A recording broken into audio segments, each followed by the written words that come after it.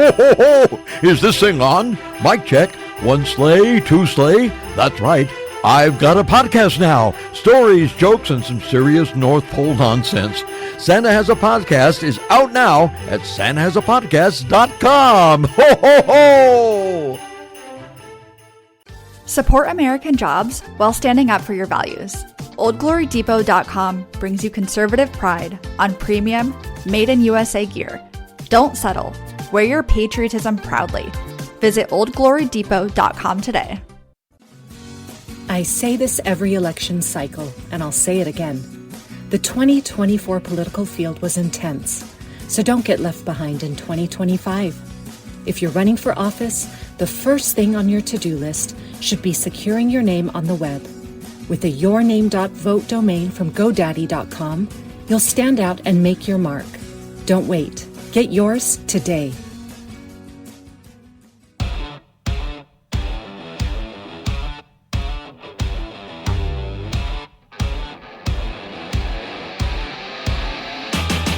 Welcome to another edition of Breaking Battlegrounds with your host, Chuck Warren. I'm Sam Stone. Our first guest today, Carrie Filipetti, previously joined us on our special edition covering Venezuela. She is currently the executive director of the Vandenberg Coalition and previously served as Deputy Assistant Secretary for Cuba and Venezuela in the Bureau of Western Hemisphere Affairs and Deputy Special Representative for Venezuela at the U.S. Department of State. Carrie Filipetti, welcome back to the program.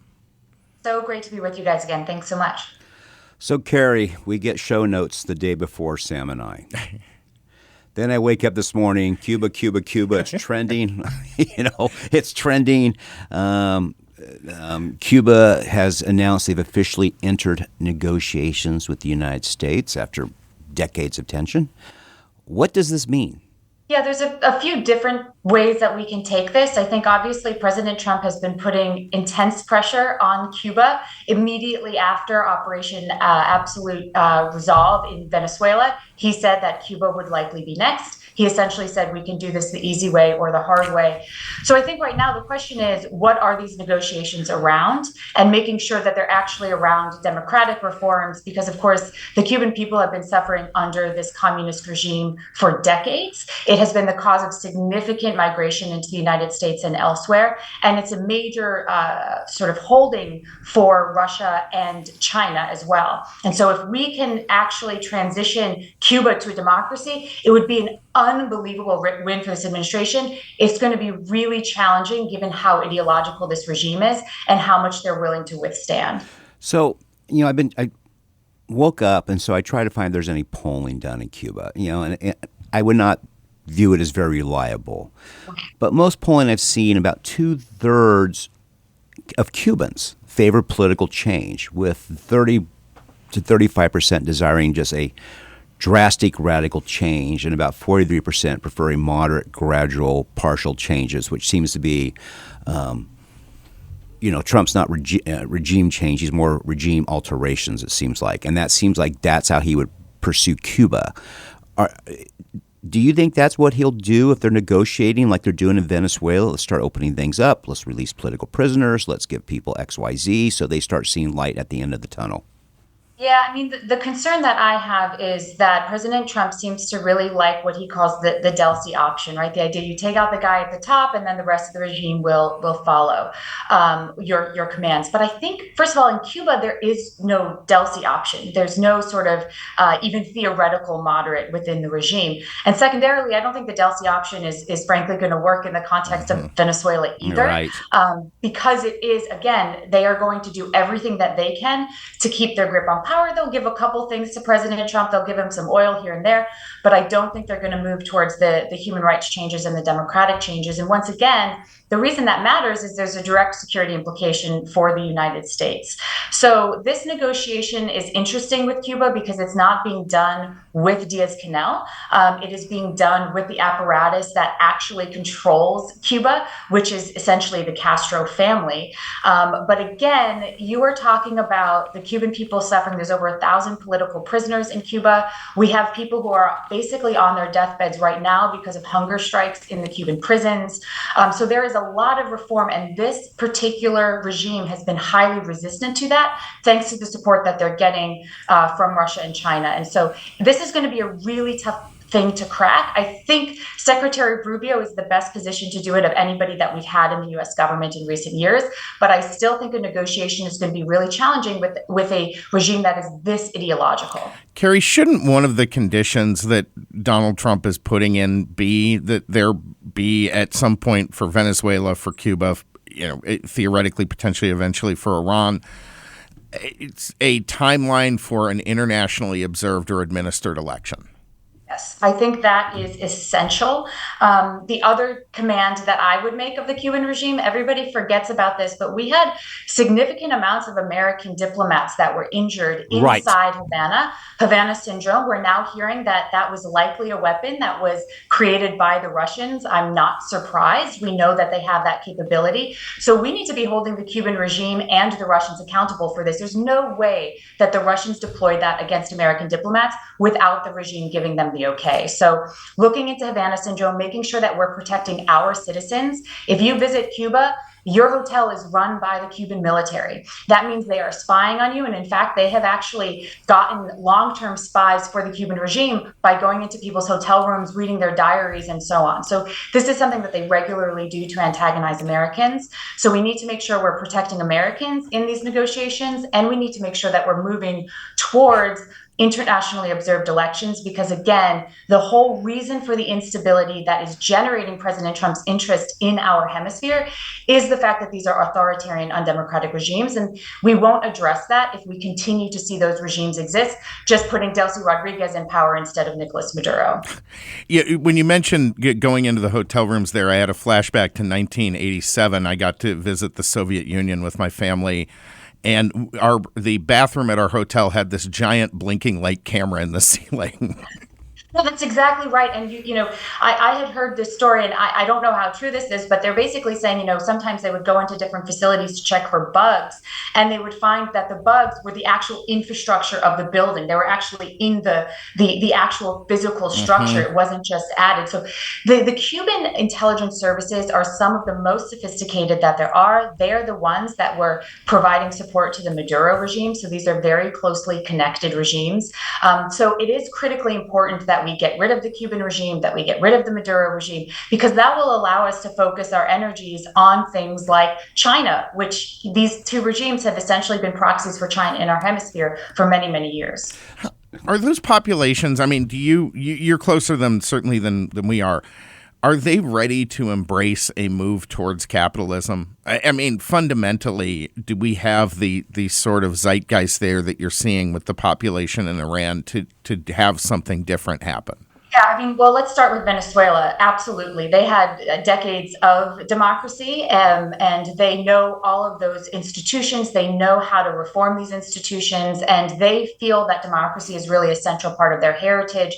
Bolivar actually helped liberate many countries and bring democracy to those countries in Latin America. So this is something that is very well known to them, and partially why I have always argued that getting rid of Nicolas Maduro is not going to result in an Iraq-like situation, because democracy is really native there and they know how to do it. They actually organized their own primary elections in 2023. And so we know that they have the ability. Inside Cuba, obviously, they have been without democracy. And it's been many, many, many, many years.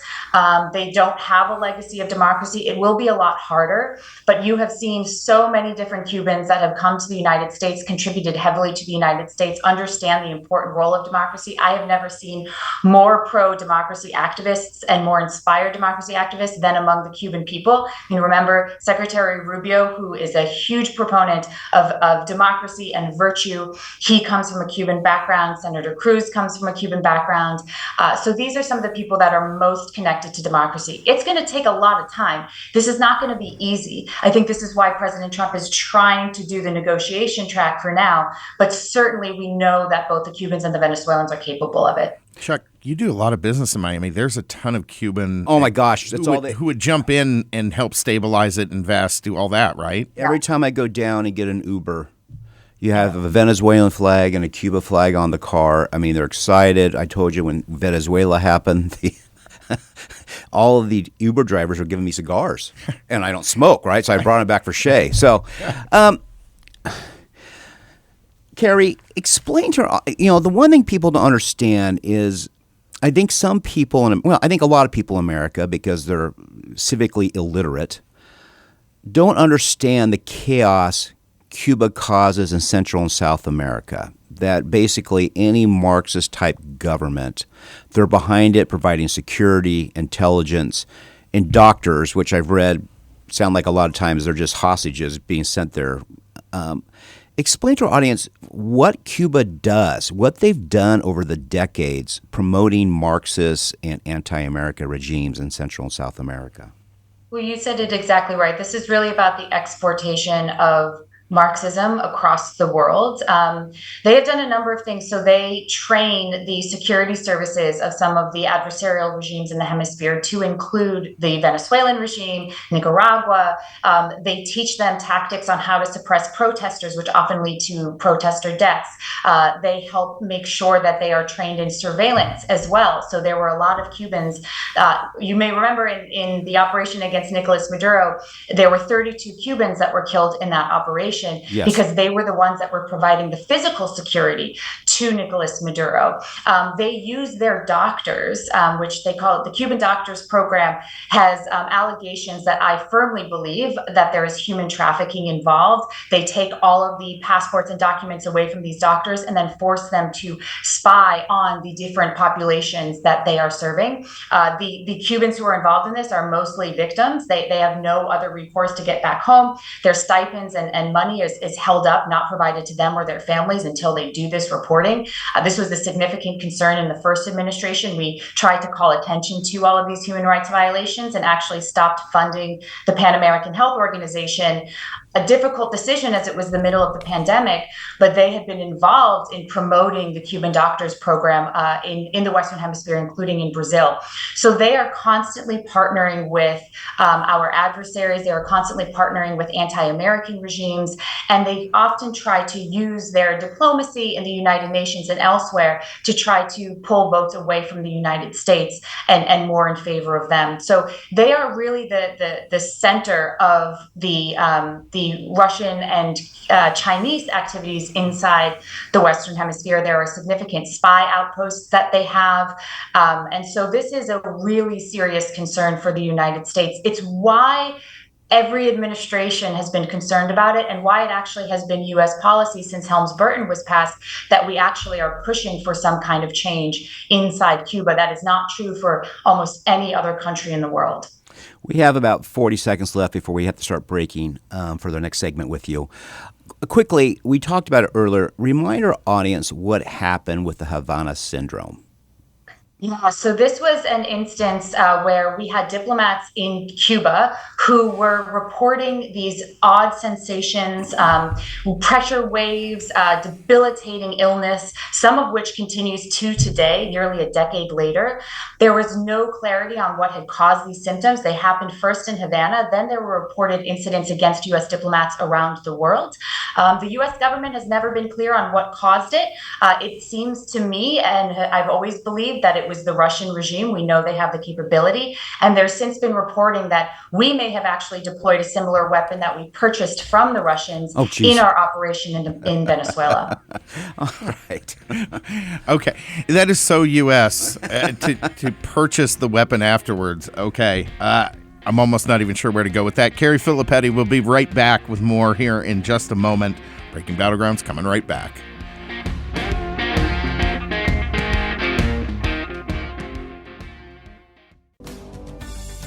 All right, imagine this. You're running for president. Yes, president. What's the first thing you need? Well, besides the $1 million fundraising, you need to secure your web domain. You need your name, .vote. Easy to remember, straight to the point, and a direct link to your campaign.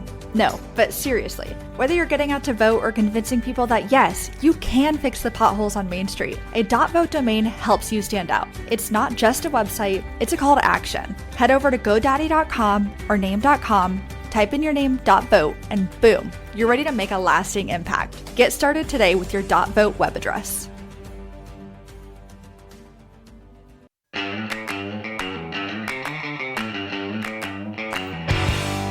Welcome back to Breaking Battlegrounds with your host, Chuck Warren. I'm Sam Stone. We're continuing on with our guest, Carrie Filipetti, who previously joined us talking about Venezuela. She is the executive director of the Vandenberg Coalition and former deputy assistant secretary for Cuba and Venezuela. But before we continue on with her, We got to keep the lights on. Yeah. Folks, did you know there's $300 billion in private student loan debt in the United States, and that $45 billion of that is distressed, which means basically default?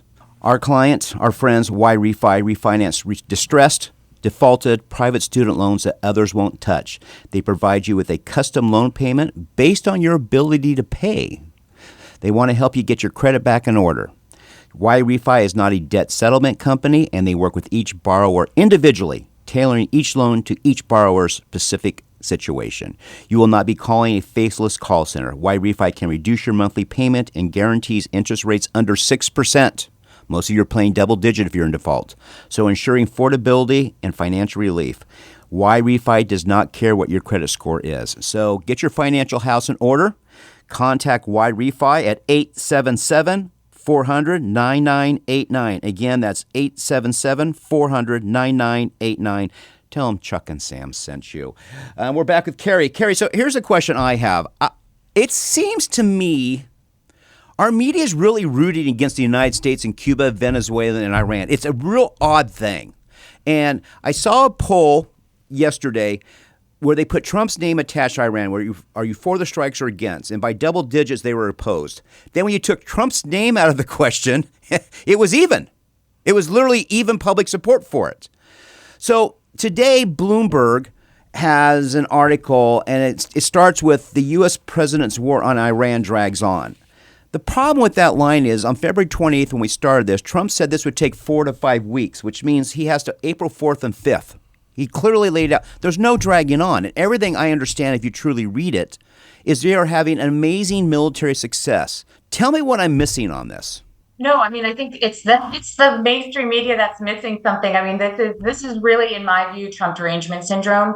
I saw reporting on different polls that were coming out where Trump voters were very clearly, wildly in favor of these operations, and the headlines would say things like, "Trump has no support for his operation," because they were basing it off what the Democrat line item was. We at Vandenberg conducted a poll. It showed that 85% of Trump voters are wildly in favor of this operation. 90% of them believe that it's made America safer.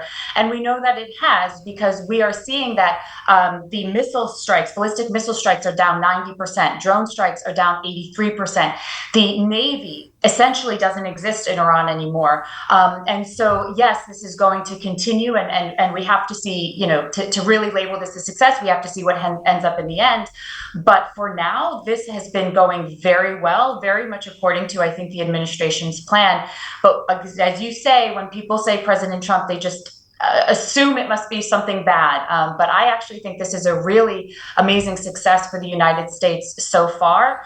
And something that people aren't talking about is it really displays both American capability militarily as well as the American will. And those were both things that we had lost track of after the fall of Kabul being the signal of our military. And now we have Midnight Hammer, we have Absolute Resolve, we have Epic Fury. People now know that the United States military is not something to be trifled with. That has an amazing advantage for us, not just in Iran, but also with respect to our other adversaries like Russia and China. Carrie, the Democrats in the U.S., along with many Republicans, are drawing a hard line in the sand on troops on the ground. Yeah. I would posit that there's maybe a different scenario for troops on the ground now, here and now, than we think of. It doesn't necessarily need to be thousands and thousands of troops in heavy armored columns. This might be a situation where it's a number of special forces operations to target specific individuals that you can't get, or institutions. Or uranium. Or something like that. Is that something that you see as likely a possibility to actually achieve, some sort of regime change or turnover there? Well, obviously President Trump didn't rule it out. I think that is the most likely option if we're talking about any troops on the ground. Remember, in Absolute Resolve in Venezuela, we had special forces go in. It was a few hours long operation. They were able to apprehend Maduro. Nobody expected that that's the way that we were going to conduct that operation. They were thinking it was going to be airstrikes or an invasion force. So President Trump does signal that he likes the judicious use of air power as well as, using some special forces because we are so highly capable. I wouldn't be surprised if we did see some kind of commando force go in to remove the highly enriched uranium. So as you know, there's about 400 kilograms estimated highly enriched uranium. That's enough if they enrich it to 90% to get to 10 nuclear bombs. So it's probably buried under the rubble after our attack at Midnight Hammer. And so it would make sense for us to send in troops to do that. I don't think President Trump is going to push for ground troops as in an invasion. To your point, I think there's a lot of Democrats that would be frustrated by that. I think there's a lot of Republicans that would be concerned about that as well. So there are definitely different ways that we can do this without actually going to sort of a conventional war. Last question. We have just about 3 minutes left. Turning back to Latin America. Obviously, we've seen enormous changes in Panama and with the U.S. relationship at Panama, the Panama Canal, with what's happening in Venezuela and Cuba. If the U.S. were to stabilize those countries as allies, democratic allies of the United States, what does that mean for the next 20 years of the future in this hemisphere? This is such a good question because everybody focuses on what those countries look like now, and Right. They forget that at one point, some of these countries, Venezuela in particular, was the wealthiest country in Latin America. It was the most highly educated country in Latin America. It was the country that brought democracy to the rest of the hemisphere. And so when you think about what the options are, first and foremost, you're kicking our adversaries out of our hemisphere, which is exactly what the Don Roe Doctrine is all about, getting rid of Russia, China, and Iran. You can do that by making sure we have democracy in Nicaragua, Venezuela, and Cuba. More importantly, the amount of economic opportunities, untapped oil reserves and gold reserves inside Venezuela, of course, the opportunities in tourism, if you remove the government control of that sector in Cuba, would be an enormous boon to the United States.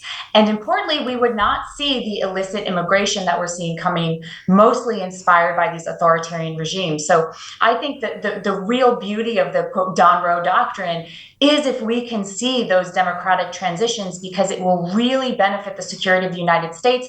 We won't have to worry about the security here. We can focus on China. We can make sure that they're not trying to attack our critical infrastructure, make sure that they're not trying to attack Taiwan. It would be an incredibly important step for us to be able to focus on sort of America and American power without being distracted by some of the things at our border. Last question, 30 seconds left here. Would that affect the situation in Mexico for Claudia Sheinbaum in dealing with the cartels and perhaps bringing that situation under control as well? I certainly hope that President Sheinbaum understands that the strikes on Venezuelan drug boats was as much a signal to her as it was to Nicolas Maduro. She needs to do a lot more in security cooperation. They're starting to do it a little bit, but what we really need to do is understand that it is people at the state and federal level in the Mexican government that are connected to these narco-terrorists. We should go after the cartel heads, absolutely. But until we cut out that layer of actual institutional governmental support, we're going to continue to have this problem. So I hope that's the president's next objective. Carrie Filipetti, thank you so much for joining us. You're amazing. We love having you on this program. Folks, follow the Vandenberg Coalition at vandenbergcoalition.org. Breaking Battlegrounds will be back in one moment. Old Glory Depot isn't just a website. It's a movement. Featuring unapologetically conservative shirts and gear, we're proud to deliver 100% American-made products.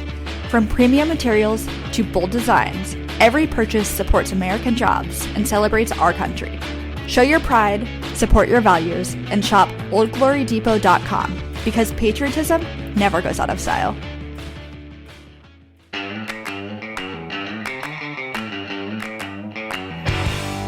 Welcome back to Breaking Battlegrounds. Our next guest today, Stacy Liberatore. She is the U.S. Science and Technology Editor at the Daily Mail, covering a wide range of topics, including space, climate change, AI, and archaeological discoveries. She has amazing stories out. If you're not following the Daily Mail and you're not getting this, you need to be. As we've said before, they're doing amazing work.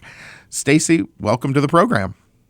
Thank you so much for having me. I'm happy to be here. I think Stacy's the Indiana Jones of journalism. The bio certainly goes there. That is honestly the best compliment, because when I was little, I wanted to be Indiana Jones, so I will take that. Let's put it on You your got profile. there. Let's put it on your profile. We'll allow you to trademark it. All right. So you cover a wide range of things, but you did a story which brought us to you, and we hope you'll be a longtime guest, about declassified CIA files revealing a blueprint to manipulate American minds through cover drugging with vaccines. So basically, the CIA used vaccine drugs to manipulate American minds. Tell us the story. So this file, it's so crazy because we have to go back. During the Cold War, the CIA, I like to call it the Wild Wild West. It was just, a group of people in a room with federal funding out the wazoo. So they were just testing all kinds of crazy experiments because it was the Cold War and everybody was scared. So they were trying to get the upper hand. And those were the Wild Bill Donovan days, right? When he was leading the org? I'm not quite sure who was leading it at the time, but it started in the, I think, early 1950s and ran into the 1970s, all these experiments and all these programs. But this one in particular was probably one of the first one. It was called the Project Artichoke, and this was the precursor to the big one, the MK Ultra. So this one started, they were just seeing how they could manipulate people's minds, if they could use certain chemicals and certain drugs in vaccines, in food, spiking people's beer and things like that. So, I mean, I see why people, were so amazed by this story, because a lot of people feel that this is currently happening now. But, yeah, so they would disguise it in medical treatments and vaccines and injections. And it's unclear if they've ever, deployed these out in the public. But in testing, did they have success with this? Or, is there any, how far did they get in that process, I guess is my question. The documents, they actually do not say how far they got in these. Well, in a lot of these documents, they destroyed around, I would say, 1973. So this could have just been the outline of this is how we're going to do it. This is what we're going to use. And then if they did follow up, experiments afterwards, they might have destroyed those documents. Because in 1973, there was a huge hearing where, a lot of the CIA members were brought into court and things like that. So this stuff, it makes you think Men Who Stare at Goats should be a farce, and yet it probably wasn't. How broad were these type of experiments, or how much more do you think is out there attached to this? There's so many. I've been covering this for a very long time. There's so many experiments. There's mind control experiments where they use, sounds and imagery and things like that. I think it's just endless. And like I said, they destroyed who knows how many. Why? And Why? People are going to ask the question, why? What's the purpose of them doing this? Obviously, I don't know, but I feel like we can all imagine why you would destroy a bunch of documents before a court hearing. Wait, for sure. For sure. But why this mind manipulation, this control? What do you feel the purpose was? I think it was, like I said, it was during the Cold War, so they were trying to see if they could test this on the Soviets, if this would be used during the Soviets against them and things like that. There was this Operation Sea Spray that happened, and they were spraying chemicals over California to see how it, the state would react if there was a biochemical attack during that time. They were doing stuff like this all the time. This is wild. Wild stuff. The problem right now, and Stacy, you cover, again, folks, we're here with Stacy from the U.S. Science and Technology editor from the Daily Mail. She's our Indiana Jones of journalism. This is what all these people who we always say have aluminum foil around their head are just nuts. And the government the last 5 years just keeps proving these supposed nuts correct. Am I wrong on this? No, it's so funny because I've been saying this all year, even this year alone. Like every conspiracy theory seems to have a little truth behind it at this point. I mean, even in the past 3 months, we've seen so many different things happen, especially, with the Epstein files and things like that. Things that people would discuss years ago that you'd look at them and be like, you're crazy, are actually real. And it's disturbing. Stacy, we're going to be going to break here for just a moment. We're going to be coming right back with more from you. We have another couple of articles that we definitely want to get to. But yeah, I never thought tinfoil hats would end up being an effective barrier against nuttiness. I know. Yeah, no kidding. Breaking Battlegrounds coming right back.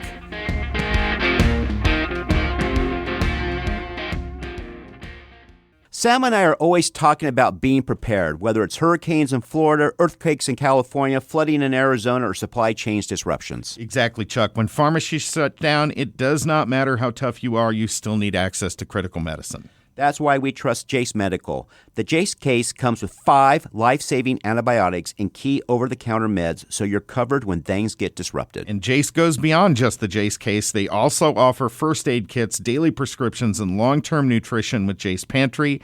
Don't wait for the next hurricane warning or natural disaster. Take control of your health and peace of mind today. Visit jace.com and use code FUTURE at checkout for $10 off your order. That's FUTURE at JASE.com.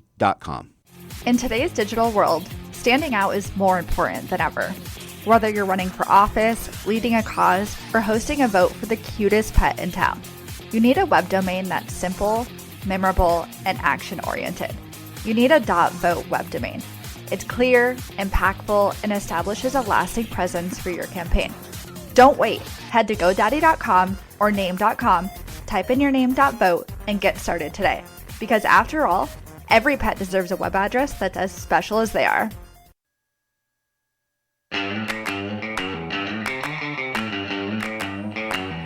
All right, welcome back to Breaking Battlegrounds with your hosts Chuck Warren and Sam Stone. Continuing on here in just a moment with Stacy Liberatore. She is the U.S. Science and Technology Editor at the Daily Mail. You can follow her on X at Stacy Liberatore.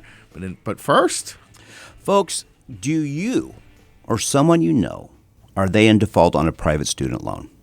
If they are, Sam and I highly recommend they call Y-Refi at 877-400-9989.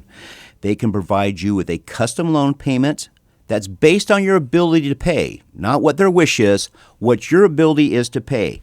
Y-Refi is not a debt settlement company, and they work with each borrower individually, tailoring your loan to your specific situation. You will not be calling a faceless call center, and they do not care what your credit score is. Again, they will reduce your monthly payment and guarantee an interest rate under 6%, ensuring that you have affordability and financial relief in your life. So, if you or someone you know is in default of a private student loan, and there's $45 billion worth of it out there in the United States, call Y-Refi at 877-400-9989. Again, 877-400-9989. And tell them Chuck and Sam sent you. Chuck, 6% is pretty amazing in a world where you can't get a car loan at that number. Can't get a mortgage yet, probably. No. 6.11 now. All right, we're back. We're back with Stacy. How are you, Stacy? Yeah, I'm good. How are you guys? Good. So you had another piece out, outrage over potentially cancer-causing drug hidden by CIA for years, and then a follow-up where Johns Hopkins has actually been using or developing that drug. Tell us about this story, because all of this seems to tie together a little bit with the previous conversation, and the deeper someone like you digs, the wilder it gets. Yeah, this one is interesting because the CIA report was basically summarizing research that they got from the Soviets during, I think it was like, it was a 1951 study. It was declassified in 2014. And it just summarizes this Soviet scientific paper where they found similarities between parasitic worms and cancerous tumors. You know, how they thrive, what they survive on. It seems to be pretty similar. So these Soviets decided, like, okay, well, if that's the case, we have anti-parasitic drugs, so let's try it out. And they tested it on mice with tumor tissues, and they found that they were able to reduce the tumor tissues. Wow. So why would they hide this? Yeah. I mean, I don't know. It's mind blowing to me. I mean, it makes no sense why you would hide something like this. Well, I mean, the CIA has a publicly disclosed employees of 22,000 people. Then who knows how many contractors? Let's add another 10, 20,000 to that, At least, right? yeah. At least, okay? And the thing about these stories which cause me concern is the CIA there is really there to protect the United States, right? And sometimes, a lot of times, that work is ugly. But when I hear things like this, that they would go and suppress a cancer-curing drug, I can't follow the logic on it. Is that a question you ask yourself when you come across these files? Like, why would they do this when they're supposed to be defending America and its people? Oh, yeah. And like I said, I've been covering this for a long time, and I have spoken with current CIA members, and they made a really good point that this was a time that was completely different from the CIA now. So, like I call it, it was the wild, wild west. There was no oversight over the CIA at all. Nobody was monitoring them. And then they had all this money, so they were just going buck wild with whatever they could think of. So the CIA now is completely different from the CIA during the Cold War. So now the turn to this story, though, is that your follow-up piece, that Johns Hopkins actually started researching this and experimenting it. What did you learn there? That they filed a patent in, I believe it was 2021, for another anti-parasite worm drug, after they also found that the parasites and cancerous cells act similarly. And they actually tested on animals as well, found it could also be a great treatment for brain tumors, which we all know is just one of the most deadliest forms of cancer out there. Right. Mm-hmm. It's a death. It's a death sentence. Oh, yeah. Is part of the reason this isn't more widely known, for instance, that is because of the whole thing around ivermectin and COVID? Like, is there sort of an attitude within, certain medical circles not to want to point to this type of drug as being successful at such a wide range of things? I have two theories. So my one is, I'm going to be more conservative about it, is the fact maybe doctors don't want people, honestly, I can't imagine what it's like to have cancer, and you're probably going to want to try anything and everything. Correct. And right. Doctors probably don't want people who do have cancer going straight to anti-parasitic worm drugs Sure. for their treatment. So maybe that's the reason why, because I know Johns Hopkins, in their 2021 patent, they just said that they were soon starting human trials. So they're probably stopping it there. But then, after I did the cancer CIA file, I saw a lot of people making comments about, big pharma and things like that. So that's my devil's advocate there. Certainly, that amount of money in any system could change outcomes, right? Especially when you're talking about those are the institutions that fund the research along with the government at many of our medical colleges and universities. Well, I mean, Stacy, I feel like your reporting could almost, if I was creating a file, be termed, this is why people hate government. Right? Yeah. I mean, this is just insanity. Let's hop to something here that's I'll ask this question. After you've read these files, you wrote a story about a hacked NASA system, and they found the truth about UFOs. When you started the story, did you believe in UFOs, and do you believe in them now? That's a hard question, because I don't believe in UFOs. And I know that's terrible. No, it's not terrible. It's not terrible. No, it's actually kind of great. It's going to ruin my street. It's going to ruin my street. Yeah, listen. No. Look, the last thing we need is a UFO landing today, right? We just need a little calm for a while. Oh, but my anyway, gosh. At this point, send them in. I want to believe, but I'm like, I have to see it. But I don't discredit anyone's story. I'll tell you that. You know what I mean? If somebody says that they saw this and this happened, and they provide me with enough, evidence and details, like that NASA story one. I mean, the poor guy hacked into, well, not poor guy, he hacked into this, the systems. Right. And he was, facing federal jail. So he obviously saw something to be under, almost threatened with extradition and things like that. So, Wow. I mean, again, there's truth behind everything at this point, What right? do you think, if it's not a UFO and what you've read on these files, and I'm sure you've done more research on it based on your story, what do you think it could be?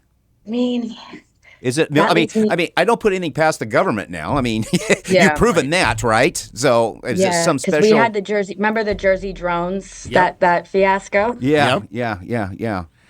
We all thought it could be UFOs. It could be this. I mean, And it was Is there- DOD, right? Yeah. it was the FAA. FAA. The FAA. Yeah. So, it's just I can't even tell you. Like, so when he hacked the server, he said that he saw a UFO in one of the pictures over the planet, and it was like a cylinder-shaped object. I mean, nothing other than an alien craft can explain what he saw. That's all I have to say. I mean, look, I've heard from pilots, seen things out there from pilots who have sworn to these type of encounters. And look, most airline pilots are military trained. Well, And the last thing they want to do is come out and say that they saw this stuff and be, the Right. laughing stock of the group or anything like that and put their careers on the line. So exactly. it's- Yeah. Yeah. You don't want to look like a fool. So Yeah. without making any of us look like fools, Stacy, because you're the science and technology editor, you know a lot more about this stuff than we do. You're covering AI in a large range of topics, including space. What have you seen? It seems like the U.S. in Venezuela and Iran right now is deploying technologies the world hasn't seen before and that aren't fully admitted. What are you seeing out there that surprised you or that you're interested in learning more about? I mean, given what's currently happening, it's not really like a surprise of the technology. It's a surprise of how it's being used, of how this war in with Iran is. I mean, drones. We're using drones. We're not having human soldiers on the battlefield. And I remember a few years ago, maybe like 10 years ago, listening to a podcast, and some guy was on there and he was like predicting, he's like, future wars will not be fought with human soldiers. And I was thinking like, okay, that sounds like a sci-fi movie, but we're living in it. We And are. It's wild. I guess the other thing I've been seeing, and I'd love your opinion on this, and Chuck, you as well, Donald Trump took a lot of flack for creating the Space Force as an independent Oh, he was branch. mocked. He was mocked like Reagan was for Star Wars. Right. But I at least what I've seen reading between the lines in these two conflicts, Space Force is playing an unbelievably central role to this thing and engaging with technologies that our adversaries aren't prepared to counter. Is that an accurate take, Stacy? Oh, yeah. I mean, it is funny because he was totally mocked. They were like Space Force. I mean, it was ridiculous at the time, but they're creating missiles that can like reach outside of our atmosphere now to hit other targets on Earth. I mean, that's incredible. And once, the space race, I mean, we're going to have to see who can get to Mars first, put a moon colony up first. So the wars will end up being in space at some point. How critical is it then? Like, how much of a risk would it be to the United States and our allies if China or Russia were to get the upper hand in that geopolitical or geospatial conflict? I mean, it's interesting because we do share the International Space Station with Russia, which is, I mean, it's kind of funny because we can't get along on the ground, but we can get along in space. So, That's a good point. but I mean, what could happen is if Russia and China do control space, they control who goes in and out of space, and then that ends all our means to get out there. As we have got a couple of minutes left with you here, Stacy, and you report on technology and science. Putting aside AI, what is a technology out there that you've seen, that you've done research on, that you feel has the ability to really make people's lives better? Man, that's a good question, huh? I mean, you see it. So, I mean, we have all these advancements. What is something you're seeing? I mean, it could even be a medical research, and that may be AI is going to make medical research be able to diagnose things quicker. I mean, I don't know what that is, but this is your field. What is something you've come across there, and when you've come across it and dug into it a little bit, said, this can really be a lifesaver, a change maker for people? I think, these brain chips that they're developing Oh, that yeah. that are helping people with who are paralyzed, who have never been able to even, write on a computer, be able to order things on a computer, play games, they can spell words out again and communicate and feel more alive in the world. I feel like that is just incredible. It's astounding. And that is not getting nearly enough coverage. No, it's not. And this is only the tip of the iceberg. I mean, it's only been out for what, Yeah. decade most? Yeah. How I think, Chuck, you hit on something. We have just a minute left here, but I think someone made a comment the other day. Physics hasn't advanced really since Einstein in that era. It's true. And AI offers the potential to really begin a next level advancement in physics, right? So this could fundamentally change everything. Should people be embracing an AI future now, or should we be very carefully trying to rein it in? I am personally not scared of AI. Love it. I just don't Love see. it. No. Yeah. Especially in okay. No, that's We the agree. answer we want agree. on this We show agree. We too, agree. because we're optimists for the future here. Yeah. I mean, all the applications we're using it for currently, I mean, not all of them, but a lot of them are just, improving workflow and things like that. Are people losing their jobs? They sadly are. But I feel like that's happened with every in type of industrial revolution type of thing. The only thing that bothers me is when they put AI in drones or tanks, and then these AIs can choose targets or things like that. That is the one thing we do need to rein in a little bit. Thank you so much, Stacy Liberatore. Love having you on the program. Folks, follow her on X at Stacy Liberatore, or obviously at the Daily Mail. Breaking Battleground's back on the air next week. I say this every election cycle, and I'll say it again. The 2024 political field was intense, so don't get left behind in 2025. If you're running for office, the first thing on your to-do list should be securing your name on the web. With a yourname.vote domain from GoDaddy.com, you'll stand out and make your mark. Don't wait. Get yours today. Ho, ho, ho. What do you get when you mix cocoa, candy canes, and strong Wi-Fi signals? You get a podcast. That's right, Santa has a podcast. I'm telling stories from the North Pole, sharing elf updates, and answering your questions. And yes, spilling some holiday secrets. It's festive, it's fun, and fueled entirely by cookies. Tune in wherever you get your podcast. It's Santa Has a Podcast. Just press play.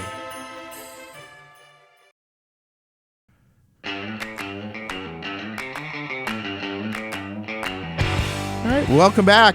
Our next guest up, someone we love having on this program, our regular guest, John Levine, reporter at the Washington Free Beacon, covers media, politics, and investigative stories. Follow him on X at Levine Jonathan. John Levine, thank you so much for joining us. Once again, welcome back to the program. Great to be here. Great to be here. Always a pleasure. So, my friend, we were talking about this earlier today. Have you ever seen a time where the mainstream media seemed to be truly rooting for America's defeat in Iran, Venezuela, Cuba? Have you seen them do this before with other conflicts? I mean, it's funny. I remember, the media, it's no is the short answer to this question. Although, I remember they were cheerleaders in Iraq, obviously very famously for a long time before we sort of reevaluated that conflict. And I think a big part of it now, though, is just Trump. And anything Trump touches, they have to be against. And the famous joke is that if Trump cured cancer, CNN would run stories about unemployed oncologists. And that's sort of the media environment we're in right now. But it does put them in the awkward position of sort of rooting for the Ayatollah and rooting for people like Maduro, which is obviously a bad place to be in. And I think, it's been 2 weeks. It's been 10 days. I think we have to. The president said initially this was a 6 to 8 week thing. I don't think anybody wants another Iraq, but it's been sold as a limited engagement, and I think we should at least give him the space to do that. Well, he literally came out on February 28th when we started this and said this would be 4 to 5 weeks. 4 to 5 weeks. Yeah, so now you have like Bloomberg this morning saying that this is dragging on. It's not dragging on. Dragging on if it comes 6-7 weeks. That's not dragging on. Well, dragging on might be 6-7 months. Yeah, I mean, he clearly said 4 to 5 weeks, and it's just appalling. I think Eric Erickson in his newsletter this week showed 2 polls. Do you approve or disapprove the Iran strikes? When they mentioned Trump, it was like double digits disapproved. When they take Trump's name out of it, it was even Steven. I mean, it's incredible how the man has just broken minds. You got to take people at their word. I remember 2 weeks to stop the spread. Right. And I said, okay, I didn't quite believe it, but I said, all right, I'll go along with this. Let's give him a chance. 2 weeks. Then it became 2 years. So I'm hoping I'm going to give the president the grace of the 5 to 6 weeks he said at the outset. Mm-hmm. But obviously, if we're here having this conversation in 6 months, I might have a different answer for you. Well, 6 months. If this conversation happens in 6 months, they have major electoral losses in the House. Yeah, that's my guess. Because it's economic, right? It's the price of oil and all these other factors to it. 100%. All right. So Democrats on the 20th day of keeping DHS closed, right? And the press is not harping on them all. Could you imagine? Look, you're an editor. What would be your headline if Obama was doing a war and a Republican Congress kept DHS shut? What would be the headlines? I mean, Republicans endanger Americans, Republicans destroy our country. I mean, Republicans pounce. They love that one. Yes. They're always pouncing like a cat on things. No, it's crazy because we're not only are we at war, you remember why DHS was created. It was a 9/11 related creation. So we have the supreme leaders of Iran or whoever he is, the cardboard cutout, have declared jihad or fatwa against the United States. They've enjoined their followers to kill infidels. People don't know this. Ayatollah Khamenei was a religious leader of a branch of Shia Islam with hundreds of millions of adherents, many tens or even hundreds of thousands of whom live in the United States. He was like a religious leader and he chanted death to America for 40 years. And the United States just killed him. So we have a lot of people in our country who might be very, very upset and very, very angry. And the new religious leaders are saying, take revenge on America. Right. We don't have a functioning DHS anymore. We've already seen a couple of Islamist attacks, one that failed in New York and a couple of others that caused some violence and death. Are you surprised there hasn't actually been more of that so far? I'm actually kind of surprised that the response has been as muted as it is. We have been incredibly lucky. And don't forget the guy in Austin, Texas, property of Allah that killed 2 people. Yep. So people are already dead in our country. We also had the Old Dominion attack yesterday, which, by the way, ROTC students killed that terrorist with their bare hands. You can read the reporting. Which is amazing. They killed him with he was not shot. And those are all tragedies. We've been lucky in the sense that we haven't had like double-digit tragedies. We haven't had a truck bomb outside of an embassy. A certain segment of your audience is probably old enough to remember things like Beirut embassy bombing or Khobar Towers in Saudi Arabia. And you can go to CVS and buy everything you need to make those bombs. And so the supply is not an issue. It's just do we have sleeper cells in this country? And we definitely do. And it's just a question of means and access. And I hope it doesn't take a tragedy for people to wake up. Let me ask you this. You wrote a great piece on the former illegal immigrant aide to AOC who self-deported to Colombia. Tell our audience about this story. That was an old one. I wrote that like several months ago. Right, but tell us people about it because it's just part of the AOC. What's happened since then? Has this person commented further? Has she commented? Has she been put under scrutiny? What's happened with it? What's the follow-up been to it? I think she's still in Colombia. I don't know. I don't have an update for you on that one. All right. Madami, what's he doing out there? I mean, he has dinner with this anti-Semitic radical. What's the story there? It's funny. There's an expression that I'm very fond of. And you maybe heard it before. It's called if it walks like a duck and sounds like a duck, it's a duck. Right. And I feel like with Mamdani, it's, every time you look, it's, oh, he's hired somebody that said, death to Israel. Oh, his wife worked with a woman that called Jews cockroaches. Every time you look around, he has some close associate or close friend that has publicly called for violence against Jewish people. And then you see something like the synagogue attack just recently in Michigan, and he'll do a nice statement, but it's kind of a two-step where on the one hand, he pals around with these open terrorists, really violent extremist people, and why they're walking free in our country remains a mystery to me. And then when something bad happens, he says, whoa, who could have seen this coming? This is a tragedy. And I don't think anyone believes it. I don't think anyone wants his thoughts and prayers or apologies. I think they just want him to, stop promoting the violence and extremism that's leading to this. I think the thing that surprised me most about Mamdani, who, pardon me, I can't pronounce his name because I spend all my time calling him the Mommy Commie, but he's not apparently moderating at all or becoming more realistic in office. And for mayors, you see a lot of ideological mayors get elected, but then they get in and reality slaps them in the jaw and they start backing up. This guy is not backing down from any of his nuttiness, is he?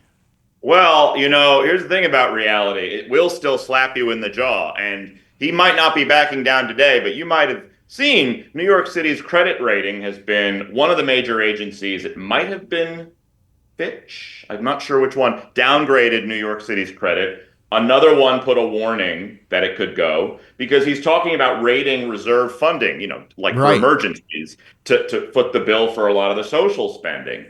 He came out with an idea today or yesterday, I saw it, where he wants to lower the threshold for the death tax. So that'll go down from $7 million to hit people at $750,000. Mm-hmm. And it will go to 50%. A 50% death tax. You work your whole life. And you want to give to your children, and the government takes half of it. Criminal. And by the way, it's not like you're going to end up with some Singapore-type municipal paradise. Right. It's all going to go into the social worker army that's going to do nothing, or a bunch of bloated 311 operators that can't even speak English. Well, that's what it's going to pay for. The credit rating's a big deal. You'll get nothing. You'll get no services. Nothing will improve. You'll just have less money. Yeah, and the credit rating's a big deal, right? New York borrows a huge amount of money, so if their credit rating goes down, their costs go way up. That's another budget crisis he's creating coming down the pike. If you want to borrow money, a city's credit is a lot like credit for you or me. If you have bad credit, the interest you're going to pay on borrowing money is going to be a lot higher. Yep. So when you're in the business of borrowing hundreds of millions of dollars potentially for capital projects, and you have to pay, there's a huge difference between paying, say, 1% interest or 8% interest on that. Mm-hmm. So yeah, it's a huge deal if the credit rating goes down. And I don't see, this is where reality sets in. Something's going to have to give because he has to balance the books somehow. He can't, the federal government can just deficit spend. I don't even want to think about the federal debt. But cities and states need to sort of balance their budgets. They can't just spend into the void forever and ever. And so something will have to budge. He'll either have to cut back on social spending or a massive tax hike of some sort. But he's going to have to work with different city partners, like either the city council or the governor's office, none of whom have any interest in doing that. So something's got to give. I don't know what it'll be. Or the city could shut down. That's what a city council member told me recently. There could be a city shutdown. That's incredible. Talking about cities, how long have you been in D.C. now, or the D.C. area now? I am just on a year in D.C. Okay. It's so boring. It's very clean. I'm in Arlington. Arlington, very clean. Very nice. Does the staff you work with and people associated with, do they notice a difference in safety in the city after a year? Oh, I'm still very, very close to everyone in New York City, and people have told me, even in the 3 months Mamdani has been mayor, you have streets and you have neighborhoods that just feel less safe. You got someone that's been walking down the same street to go home every day for 30 years, and they've seen the street get safer or less safe with different mayors, and it's many, many areas are in a downward trajectory. And I don't know what the official crime numbers say, but frankly, I'll be honest, you can't really trust a lot of the numbers coming out of the NYPD because they're politicized now. And that's I'm not casting aspersions on the cops. Sure. They get orders from the civilian leaders. Correct. Mayor Adams, this happened under Mayor Adams too, where Mayor Adams and certainly with Mamdani, they're going to be under pressure. We need to show fewer assaults, fewer carjacking, so they just they kind of sweat the smaller stuff. They just let it go. They don't report stuff. I know of cases in the last administration where crimes were not recorded. They just, oh yeah, miss, we'll file a report, then right in the garbage. So that happens, especially for lower level offenses. And then they can report a lower number for overall crimes for any given category. How about D.C.? You're out there now. Trump did the National Guard. Do people in D.C. area feel safer in actual D.C. now?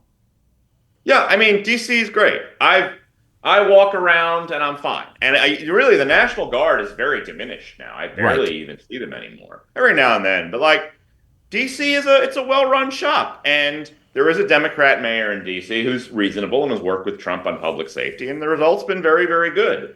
And you will have a certain segment of people on CNN talking about how it's like martial law down here when it's anything but.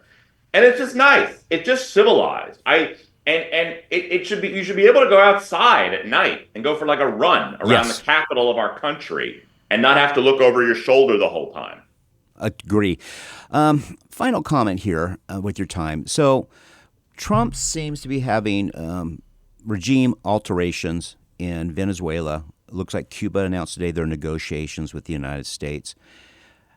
In your view, how important is it that we have these regime changes or alterations in Cuba and Venezuela, and what does that mean for America's national security?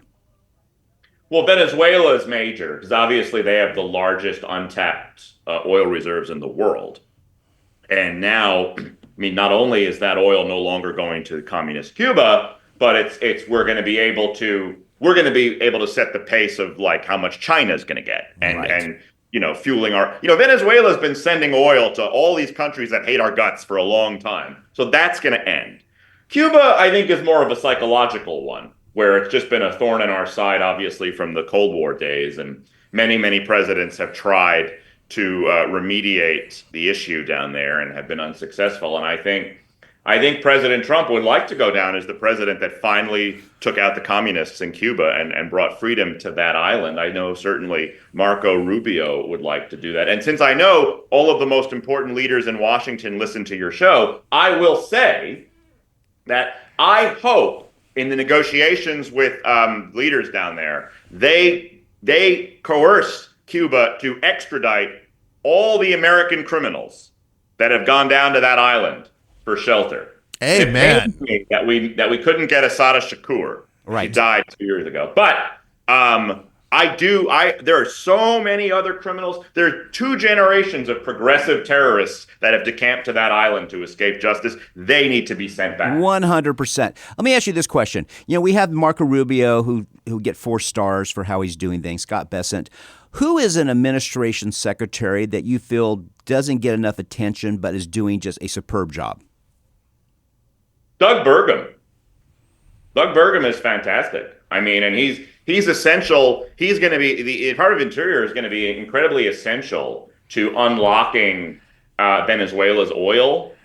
And I don't know what's going to happen in Iran, but I'm certain that when if we ever get to a place where our oil companies are going into that country and this is a very rosy outlook, Department of Interior is going to be all over that because they're in charge of handing out the oil contract. So he's doing a fantastic job making America energy dominant and giving us an all-of-the-above energy approach. That's not, if we ever have a real kinetic war with some of these people, we're not gonna have gas lines. We're gonna be able to hold our own. I'll tell you what I find most interesting about the Trump administration is that the people that came in with a lot of hype have all been kind of terrible. The people that you didn't know much about coming in, the quiet ones, the Burgums, the Besants. They have done a miraculous job. I'm going to ask you one last question and let you go. We know you're busy. Where do you think America would be in 2028 if we had reelected Kamala Harris? Well, I mean, at the very least, I'd say we have a very serious inflation problem. We certainly wouldn't have cut taxes the way we did. I mean, Maduro would still be in charge of Venezuela. I'm thinking of all the Trump actions. Border's still wide open. Right. I mean, I don't know that we would have been in Iran right now. I will say that. No. But I think the jury's still out. We might look at the success of Iran in 6 months and say, my God, if Kamala had been there, we wouldn't have that. So I think that you can take all the achievements of Trump off the board. You can add inflation, and I don't know. I don't think about these dystopic alternative histories. Thankfully it's not here. Well, that's why you're a resident optimist. John Levine, thank you so much for joining us once again. We always love having you on the program. Folks, follow him on X at Levine Jonathan. Be sure you're tuning in and getting all our content, Substack, Spotify, everywhere you get your content. We're there. Welcome back to Breaking Battlegrounds. Our final guest up today, Gary Gygi, President and CEO of Gygi Capital. Find Gary on X at GaryGygi.com or GygiCapital.com. That's GYGI Capital.com. Gary, glad to have you back. Thanks. Glad to be here, guys. So, a lot of shocks and kind of, people are nervous right now. The economy's all over the place. Is the oil shock right now going to last? Or in your opinion, obviously it's hard to predict geopolitical events, and how damaging is it likely to be to the U.S. economy? Love the question. I'm of the opinion this doesn't feel like a normal war to me, which tells me that the price of oil and by extension the price of gasoline is probably a temporary increase rather than a prolonged higher prices. So definitely don't have a crystal ball, but it just feels like that to me. Therefore, if that's the case, if I'm right, then as soon as, and I think this really hinges, you guys, on the Strait of Hormuz. And right now it is for the most part closed, which means the ships are not getting through and delivering oil, natural gas to wherever they need to go to. And that's the problem. And the reason they're not getting through is that Lloyd's of London insurance companies are raising the price of insurance so high that it makes little sense for ships to try and get through. The president has said that that the military may escort them through. If that happens, I think the price of oil, therefore the price of gasoline, very quickly drops. Very quickly. By the way, should the United States start providing a true long-term alternative to Lloyd's of London?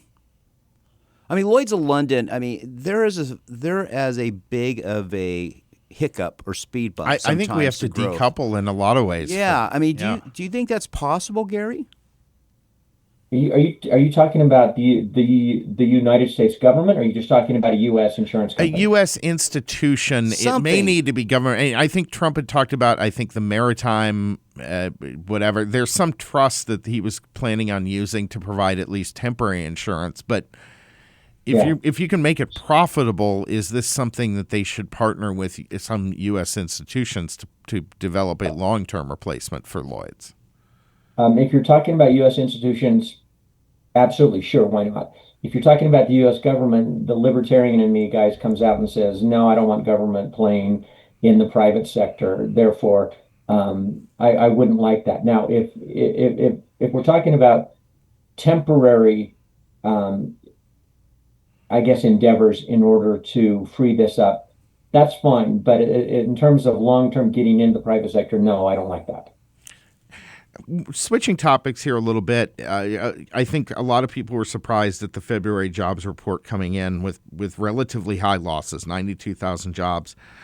Called a Wall Street Journal said a widespread and unexpected downturn. Was it unexpected? It was widespread, I guess, but was it really unexpected?